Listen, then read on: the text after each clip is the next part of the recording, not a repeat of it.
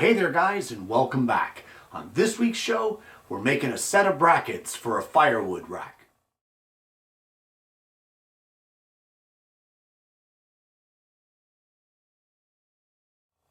Well, it's been a while since I have done a welding project, and I'm really looking forward to it as I haven't done any welding in a while. But I have a need for a new firewood rack. And I thought it would be a great opportunity to make one up, weld it, and show you guys how you can make yours at home. Now it all starts off with some raw materials, being some steel. For this project I will be using 1.5 inch wide by 1/4 inch thick flat bar, as well as 1 inch square tubing with a 1/8 inch thick wall. So we're going to start off the project by cutting our pieces to length.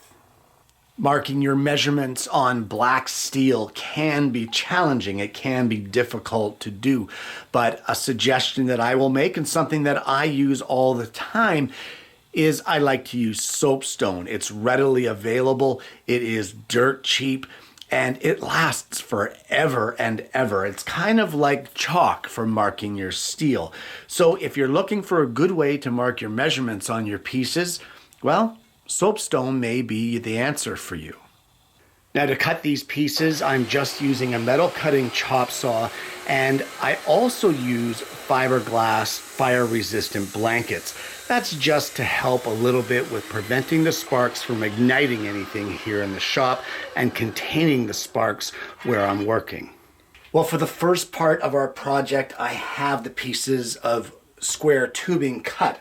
And what I have here is 4 pieces that are 42 inches long, and I have 4 pieces that are 12 inches long. So what we're going to do, we're going to put 2 of each of these aside, and the first thing that we want to do to all the pieces is to grind off these burrs that are created when you cut it on the chop saw. So we're going to grind all of these off over at the grinding wheel and get them all straightened out. Once we get that done, we're going to weld up each one of these in such a way so that 1 inch down from the top, we will have a cross brace welded just like that. And then 6 inches up from the bottom, we will have another cross brace that will be welded in place just like this, making this rectangular frame. Now, the welder is extremely brutal on my filming equipment, so I will not be showing any videos of the actual arcing and sparking, but I'll sort of take a video of me welding them so that at least you can see my setup. My welding setup is very primitive, and what it consists of is an old junky workmate, and I use that as my welding table. I'd rather have something with a steel top, and I may replace this top at some point in time with a steel one. But around the back, what I do is I hang a 3-walled curtain of fiberglass fire-resistant blankets all the way around to curb the sparks from flying. As well, on the ground, I also have fire retardant blankets rolled up at the edges to prevent a break so that the sparks and the hot slag will not venture out past my work area. Now, it may be overkill, but it makes me feel better, and it's all about not having a fire in your shop. So do what you can to not have the sparks or the hot slag spread around. Now, with that being said, let me get my gear on. Okay, now I don't want to preach, but I see a lot of guys welding online, and they're welding in shorts, running shoes, t-shirts, no face masks, no shields. It's crazy stuff, and I'm going to say all of you guys are nuts. Guys, my suggestion to you, this channel is not going to teach you how to weld. I had to take a course to learn how to weld, and I suggest if you want to learn how to weld, you do the same. However, if you are one of these guys that's watching a YouTube channel to learn how to weld, and the guy is welding in like polyester pants and a t-shirt with his gloves and mask on, get away from that channel, because that's a guy you don't want to learn from. So anyway, let's get these side brackets, I guess, tacked up, and I'll show you what it looks like.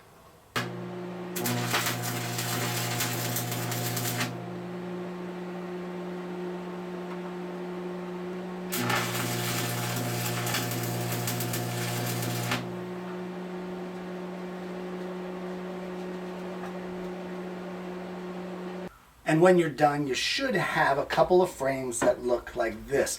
Now, if this was fine furniture and I was using this as a steel frame for a table or something like that, I would clean up some of these welds and grind them flat to make them a little more attractive. This is a firewood rack, so I'm not too concerned about the beads showing and not being flush to the tubing. So with these all welded up and done, we can now put these aside because we have some more steel to cut. So the next pieces of material that we're going to need will be made from the 1/4 inch thick, 1.5 inch wide flat bar. And you're going to need to cut some pieces that are 2.5 inches long. You're going to need 8 of these. As well, you're going to need 8 pieces that are 4 inches long of the same flat bar. And for the pieces, the 4-inch pieces right here, what we're going to do is we're going to come up 1 inch from each end, and in the middle of these pieces, 1 inch in from each end, we're going to drill a 3/16 diameter hole.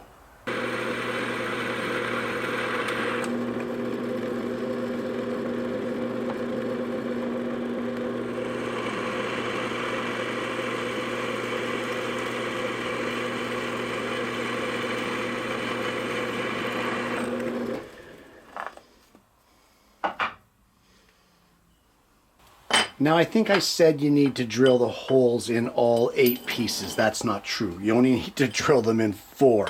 But if you drilled them in all 8, you're fine. It's not going to make a difference.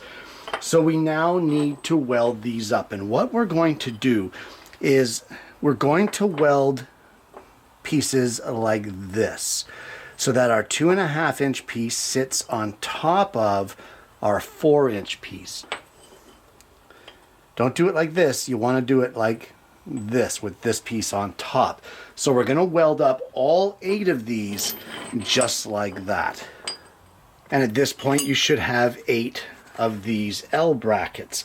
So what you want to do now is you want to take 2 of them, and you will join them together so that the 2.5 inch pieces sit on top of the 4-inch pieces. Just like this. So we will weld these squares together, and after you get everything welded, you should end up with 4 of these. Well, now I messed some things up here, and what I've done is each piece is supposed to have a side with the holes in it and a side without. I forgot to mention that on film, and as a result, I screwed up and messed up some of the brackets. So that's okay. In one side of 2 of these that are messed up, I'm going to re-drill our 2 holes. And once I get that done, what you want to do is the side that does not have the holes, regardless of how pretty your beads are, regardless of how proud you are of your fancy welding, it doesn't matter. On the side that does not have the holes, you want to grind that bead off flat, because we need to have a flush contact with our upright pieces, and I'll show you what I mean once I get them ground flat.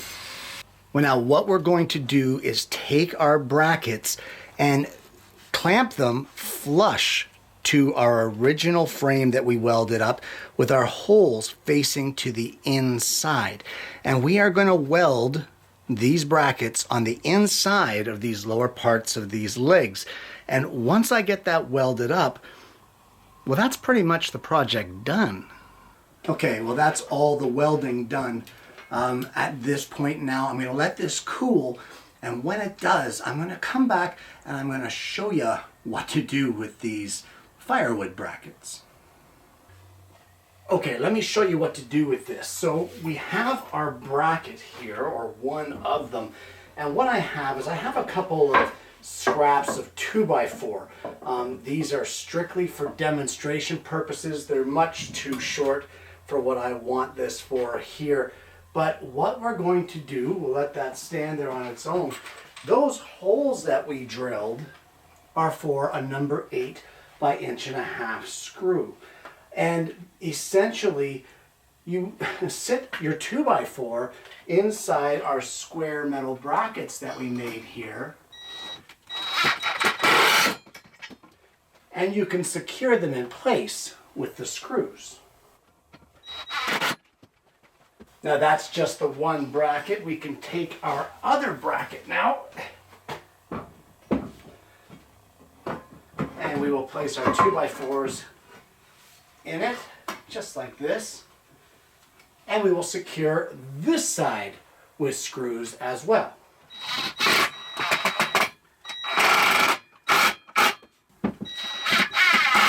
And then we will do the exact same thing on the other 2x4. And that is essentially your wood rack. This thing is rock solid.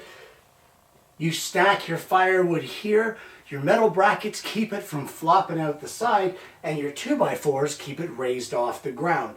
The only thing that's really left here for me to do is I'm going to apply a coat of paint to these to protect it from the elements. But essentially, this is it. And it's a great project. And there you have it. A firewood rack. Guys, this is a great project for anyone, say like me, that has a wood stove in their shop and has to stack their firewood outside of the shop. This rack is easy to make, even if you can't weld, and even if you don't have a welder. There's no reason you couldn't make this. All you need to do is overlap pieces and bolt them together. You don't necessarily need to weld them like what I did. Now, of course, a coat of paint goes a long way to make it look much better than just raw steel, and of course it also makes it so that I don't have to wear gloves constantly while handling it, because that cutting oil and stuff that comes off of that steel is just black as tar. So guys, wear gloves when you're handling the steel. As well, if you are going to weld, I said it at the beginning of the video and I'm going to say it again, if you're doing it without things like a pair of jeans, a welding jacket, the welding gloves, a respirator, your cap to keep your hair out of the way, although I don't have much of a worry of that, and of course your face shield with the proper lens in it. Guys, I will also point out about your footwear. You should be wearing something like a leather work boot. It only takes one time for that hot molten slag to drop down onto the nylon surface of your running shoe and burn through into your foot before you realize, I'm never welding without my proper boots on again.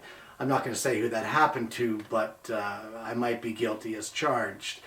It's just one of those things. You forget to put your boots on and you pay the price, but you'll never forget. So don't be like those guys that are welding on the internet in shorts and t-shirt and running shoes with just gloves and a mask on. Guys, get the gear, do it properly, do it safely.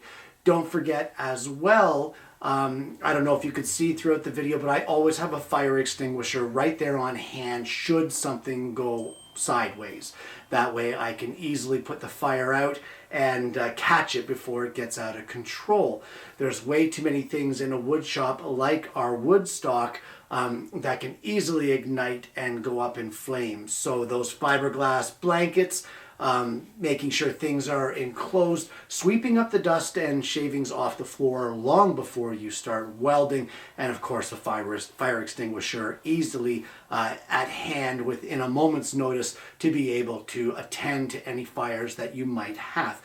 An extra measure you might want to take, and I have taken it myself here in the shop, is to have someone else come out and be a spotter. And for that, I give them a mask of their own. They can watch around and make sure, and if they see a fire ignite, they let me know immediately and it can be dealt with. So that's a little extra precaution. Then if you have that option, you know what, I would take it. I really would, because you never know. Things can happen quickly, and it's better off to be safe than it is to be sorry later on.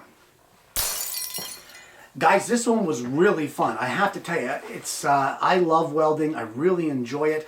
I don't do it as much as what I'd like to, but only because it's very hard on my body. My back aches, my arms ache, like it takes its toll on me. There's a reason I don't weld full time, and there's a reason that I don't do a lot of welding projects. But it's nice to be able to have that skill set for when I want to do a welding project like the firewood rack today. Guys, I want to thank you so much for tuning in. If you haven't already, please consider liking and subscribing to the channel. You click that bell and then you're not going to miss the notifications of future episodes of the show. I hope you've enjoyed today's content, guys. If you have the opportunity or have the need, I hope you're going to find this useful and try this for yourself. And more importantly, guys, I honestly hope that you're going to join me again next week when I bring you yet another Alternative Tuesdays.